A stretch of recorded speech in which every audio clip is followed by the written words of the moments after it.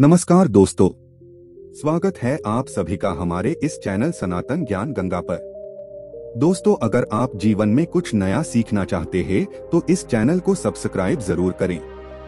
श्री शिवाय नमस्तुभ्यम। हर हर महादेव। देखिए, ये वीडियो बहुत ही खास होने वाला है क्योंकि इस वीडियो में हम लोग नवरात्रि की पंचमी तिथि में किए जाने वाले 2 सबसे खास उपायों के बारे में जानकारी हासिल करेंगे। पहला उपाय उन लोगों को करना है जिनकी कोई भी विशेष मनोकामना है जो बहुत दिनों से परिपूर्ण नहीं हो पा रही है। देखिए, आपकी नौकरी से संबंधित कोई मनोकामना है, धन प्राप्ति से संबंधित कोई मनोकामना है, विवाह के लिए कोई मनोकामना है, या फिर आप अपने बिजनेस के लिए कोई मनोकामना रखते हैं जो परिपूर्ण नहीं हो पा रही है, तो पूज्य गुरुजी ने कहा कि आपकी किसी भी प्रकार की मनोकामना को परिपूर्ण करने के लिए नवरात्रि की पंचमी तिथि सबसे उत्तम साबित होने वाली है। तो चलिए जानते हैं उन्हें विशेष उपायों के बारे में। लेकिन उससे पहले, अगर आप भोलेनाथ जी को सच्चे दिल से मानते हो तो इस वीडियो को लाइक करें और चैनल को सब्सक्राइब करके कमेंट में हर हर महादेव जरूर लिखें। चलिए जानते हैं गुरुजी द्वारा बताए गए पहले खास उपाय के बारे में। देखें, यह पंचमी की तिथि गुरुवार के दिन पड़ रही है, इसलिए आपको सबसे पहले थोड़ा सा शहद ले लेना है। शहद आप 1 चम्मच या आधा चम्मच थोड़ा सा ले लेंगे। फिर इसी के साथ आपको ले लेना है 1 लोटा जल। जल आप सिर्फ तांबे के पात्र में ही लेंगे। फिर सबसे आखिर में आपको ले लेना है 1 बेलपत्र। बेलपत्र आपके पास अगर नहीं है तो आप शिवलिंग के ऊपर चढ़ी हुई बेलपत्र को उठाकर जल से शुद्ध करके फिर उसका इस्तेमाल भी कर सकते हैं। बस आपको ध्यान रखना है कि बेलपत्र कटी फटी नहीं होनी चाहिए और बेलपत्र की डंडी के आखिर में जो दूत होती है, यानी जो डंठल होता है, वह भी नहीं होना चाहिए।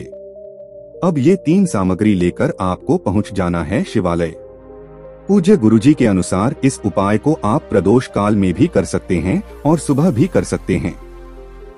जब भी आपके पास टाइम हो तब आप शिवालय जाकर सुंदर से उपाय को कर सकते हैं। देखिए, शिवालय पहुंचकर सबसे पहले आपको एक काम करना है। आप जो शहद लेकर आए हैं उस शहद को आप अपने दाहिने हाथ की अनामिका उंगली में, राइट हैंड की आपकी जो अनामिका उंगली होती है, उसमें लगा लीजिए। और फिर इससे आपको शिवलिंग के बीच में जो माता अशोक सुंदरी वाला स्थान होता है, जलाधारी के बीच में जो मोटी उठी हुई लाइन होती है, कहीं कहीं शिवलिंग में सांप की आकृति बनी होती है, कहीं कहीं पर मोटी उठी हुई लाइन होती है, तो इस स्थान को ही माता अशोक सुंदरी का स्थान कहते हैं और यहीं पर आपको ओम लिख देना है। आपको अपनी अनामिका उंगली से ओम बना देना है और साथ ही साथ श्री शिवाय नमस्तुभ्यम मंत्र का स्मरण कर लेना है। फिर आपके पास जो 1 बेलपत्र है, उस बेलपत्र को आप अपने दाहिने हाथ की हथेली में रख लीजिए, यानी राइट हैंड की हथेली में रख लीजिए और महादेव से प्रार्थना कर लीजिए कि आपको धन प्राप्ति से संबंधित, या फिर व्यापार से संबंधित, या फिर नौकरी से संबंधित, या फिर विवाह से संबंधित किसी भी प्रकार की आपकी मनोकामना है, तो उस मनोकामना को परिपूर्ण करने के लिए आप महादेव से प्रार्थना कर लीजिए। और फिर ये 1 बेलपत्र आपको इसी ओम के ऊपर समर्पित कर दीजिए। बस आपको ध्यान रखना है कि बेलपत्र की चिकनी साइड का हिस्सा माता अशोक सुंदरी वाले स्थान पर टच करेगा और बेलपत्र की डंडी का हिस्सा जलाधारी की तरफ रहेगा। सामने जैसा वीडियो में आपको समझाने का प्रयास किया जा रहा है, ठीक ऐसे ही आपको बेलपत्र समर्पित कर देनी है। फिर इसके बाद आपके पास जो 1 लोटा जल है, उस जल को आप सबसे पहले इसी बेल पत्र के ऊपर थोड़ा सा समर्पित कर देंगे और ओम नमः शिवाय मंत्र का स्मरण लेंगे। फिर बाकी बचा हुआ पूरा जल आप शिवलिंग के ऊपर धीरे धीरे समर्पित करते जाएंगे और लगातार ओम नमः शिवाय या फिर श्री शिवाय नमस्तुभ्यम, इन दोनों में से किसी भी एक मंत्र का जाप कर लेंगे। पूज्य गुरुजी ने कहा कि जल आपको बिल्कुल धीरे धीरे समर्पित करना है और जल समर्पित करते हुए आप मंत्र का कम से कम 11 बार जाप जरूर कर लेंगे। फिर इसके बाद वहीं शिवलिंग के सामने बैठकर आपको महादेव के सबसे प्रिय मंत्र श्री शिवाय नमस्तुभ्यम या फिर ओम नमः शिवाय का थोड़ी देर स्मरण करना है, थोड़ी देर जाप करना है। फिर उसके बाद वापस अपने घर आ जाएंगे।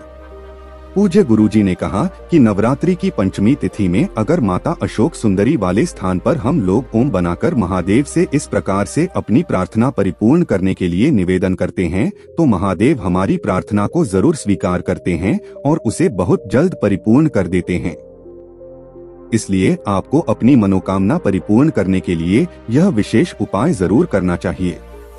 अब इसके बाद बात करते हैं गुरुजी द्वारा बताए गए दूसरे खास उपाय के बारे में, जो आपको अपने रोग मुक्ति के लिए, बीमारी को दूर करने के लिए जरूर करना चाहिए। देखें, इस उपाय के लिए भी आपको थोड़ा सा शहद ले लेना है और साथ ही साथ आपको ले लेना है 1 लोटा जल। जल तांबे के पात्र में ही लीजिएगा। देखिए, ये सिर्फ 2 सामग्री लेकर आपको पहुंच जाना है शिवालय। शिवालय पहुंचने के बाद आपको फिर से शिवलिंग में उसी स्थान पर ओम बना देना है। आपको अपने राइट हैंड यानी दाहिने हाथ की अनामिका उंगली से माता अशोक सुंदरी वाले स्थान में ओम बना देना है।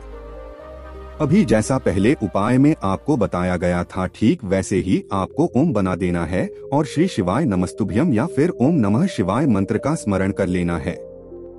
इसके बाद आप 1 लोटा जल शिवलिंग के ऊपर धीरे धीरे समर्पित करते जाएंगे और लगातार श्री शिवाय नमस्तुभ्यम या फिर ओम नमः शिवाय, इन दोनों में से किसी ही एक मंत्र का जाप करते जाएंगे।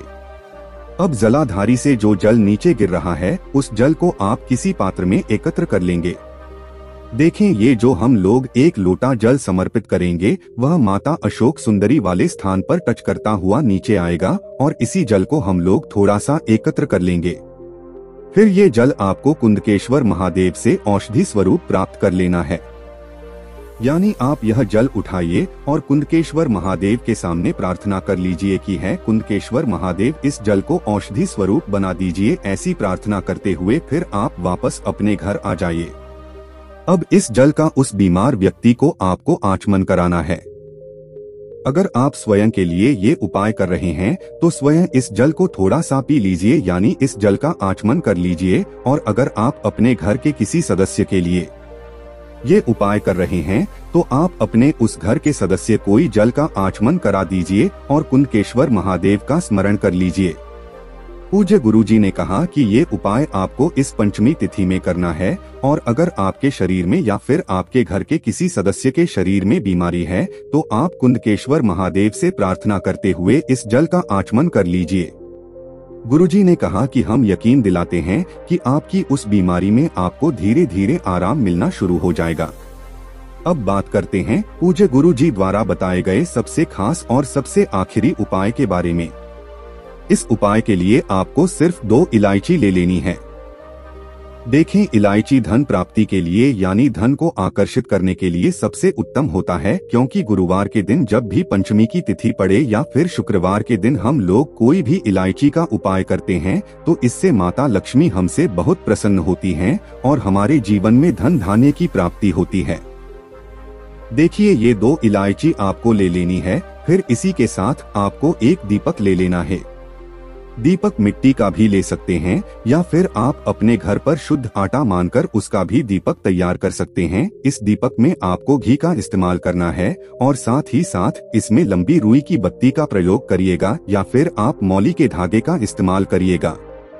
मौली धागा यानी कलावा, जो कलावा हम लोग अपने हाथ में बांधते हैं, उसी की आप बत्ती तैयार कर लीजिएगा और इसी दीपक में आप उसका प्रयोग कर लीजिएगा।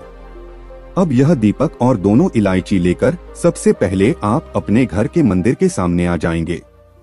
ये उपाय आप शाम को भी कर सकते और सुबह भी कर सकते हैं, लेकिन आपके घर के मंदिर में जो माता रानी की फोटो है, चाहे लक्ष्मी माता की हो या फिर पार्वती माता की हो या फिर दुर्गा माता की हो या फिर माता रानी के किसी भी स्वरूप की फोटो हो या प्रतिमा हो, तो उनके सामने आप थोड़े से चावल रख दीजिएगा और उस चावल के ऊपर आप यह दीपक रख दीजिएगा। दीपक रखने के बाद इस दीपक को आप प्रज्वलित कर लीजिएगा और माता रानी के सबसे प्रिय मंत्र ऐहरी क्ली चामुंडाए बिच्चे, इस मंत्र का आप कम से कम 11 बार, 51 बार या 108 बार, जितना भी आपके पास टाइम उतनी बार जाप कर लीजिएगा। फिर आप जो 1 इलायची फिर आप जो 2 इलायची लेकर गए हैं, उनमें से 1 हरी इलायची आप इसी दीपक में डाल दीजिए। इस दीपक में हरी इलायची डालने के बाद वहीं माता रानी से प्रार्थना कर लीजिएगा कि आपके जीवन में धन से संबंधित या फिर व्यापार से संबंधित या फिर नौकरी से संबंधित कोई भी समस्या चल रही है तो समस्या को समाप्त करके धन धान्य की प्राप्ति करवाने की कृपा करें।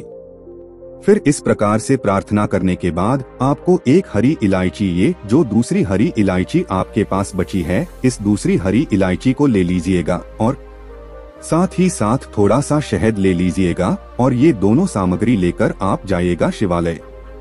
ध्यान रखिएगा, आप जब माता रानी के सामने इस उपाय को करेंगे तो आप अपने घर के मुख्य द्वार को यानी मेन गेट को खोल कर रखेंगे, जिससे आपके घर की नकारात्मक ऊर्जा बाहर हो जाए और सकारात्मक ऊर्जा आपके घर में प्रवेश करें। अब 2 सामग्री लेकर आप शिवालय पहुंच जाएंगे। शिवालय पहुंचने के बाद आप जो यह हरी इलायची लेकर आए हैं, इस हरी इलायची में चारों तरफ से शहद लगा लीजिए, यानी जो शहद आपने लिया है उस शहद में इस हरी इलायची को डुबो दीजिए तो इसमें चारों तरफ से शहद लग जाएगा। अब यह हरी इलायची आपको शिवलिंग के ऊपर समर्पित कर देनी है और वहीं पर आपको फिर से अपनी वही मनोकामना दोबारा बोल देनी है जो आपने अपने घर पर माता रानी के सामने कही थी। उस मनोकामना को दोहराने के बाद फिर वहीं बैठकर आप कम से कम 11 बार या 21 बार गए 51 बार या 108 बार, जितना भी आपके पास टाइम हो उतनी बार आप ओम नमः शिवाय या फिर श्री शिवाय नमस्तुभ्यम, इन दोनों में से किसी भी एक मंत्र का जाप कर लीजिएगा और फिर वापस अपने घर आ जाइएगा। पूज्य गुरुजी ने कहा कि पंचमी तिथि में अगर आप इस अचूक उपाय को करते हैं तो आपके जीवन में भी धन धान्य भर संपत्ति की प्राप्ति होती है। तो दोस्तों, ये थे पूज्य गुरुजी द्वारा बताए गए कुछ बहुत ही खास उपाय। दोस्तों, आज के लिए बस इतना ही। मिलते हैं एक और ज्ञानवर्धक वीडियो के साथ। धन्यवाद।